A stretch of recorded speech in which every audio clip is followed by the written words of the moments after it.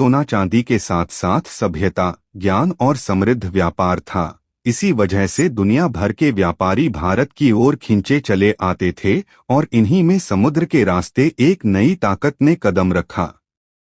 16वीं सदी में यूरोप के देश भारत के मसालों, काली मिर्च, दालचीनी और इलायची के दीवाने थे, जो वहां सोने के बराबर बिकते थे। लेकिन भारत तक पहुंचने का रास्ता लंबा और खतरनाक था। 31 दिसंबर 1600 को इंग्लैंड की महारानी एलिजाबेथ प्रथम ने एक कंपनी को चार्टर दिया, जिसका नाम ईस्ट इंडिया कंपनी रखा गया। और शुरुआत में इसका उद्देश्य सिर्फ व्यापार था, न सेना बनाने का इरादा था और न शासन करने का सपना।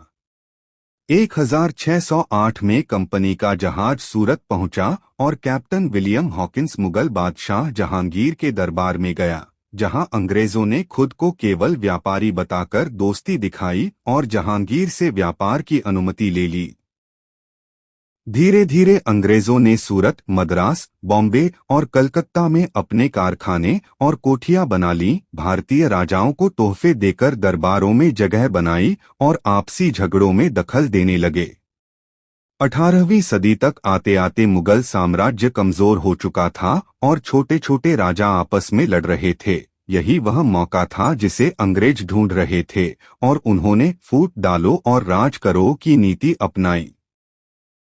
1757 में बंगाल के नवाब सिराजुद्दौला और ईस्ट इंडिया कंपनी के बीच प्लासी का युद्ध हुआ, जिसमें नवाब की बड़ी सेना होने के बावजूद अंदरूनी धोखे, खासकर मीर जाफर की गद्दारी, ने अंग्रेजों की जीत सुनिश्चित कर दी और यही युद्ध अंग्रेजी शासन की असली नींव बना।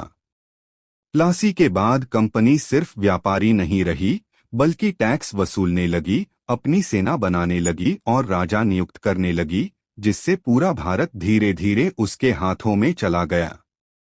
1857 में भारतीय सिपाहियों ने विद्रोह किया, जो आजादी की पहली बड़ी लड़ाई थी।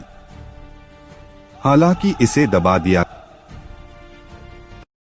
समझ गए कि अब कंपनी के जरिए शासन करना संभव नहीं है।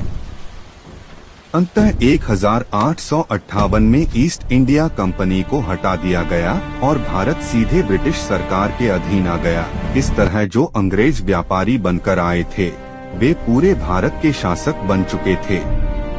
यह कहानी हमें यह सिखाती है कि अंग्रेज तलवार लेकर नहीं आए थे, बल्कि व्यापार, चालाकी और फूट के सहारे भारत पर राज किया।